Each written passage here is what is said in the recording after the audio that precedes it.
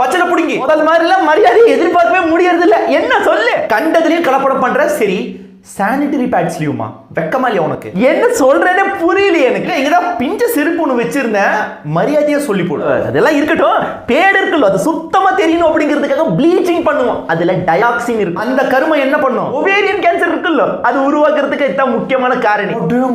என்றா சொல்றீங்க? ஆனா இதுக்கே இப்படிதான் என்றா. இப்ப புதுசா சென்டென்ட் லான்ச் பண்ணிருக்க. லான்ச் பண்ணிட்டு போ, நீ மேட்டரை சொல்லு. நறுமணத்துக்கு அதுல என்ன யூஸ் பண்றோம்னு சொல்லவே மாட்டோமே. நீ பேக்கெட்ல திரும்பி பாரு, இன்கிரிடியன்ஸ் இருக்காது. அட ஆமாண்டா, நானும் பேக் எல்லாம் எடுத்து பார்த்தா பின்னாடி இன்கிரிடியன்ஸ் போடலையே, எதுலயுமே போடல.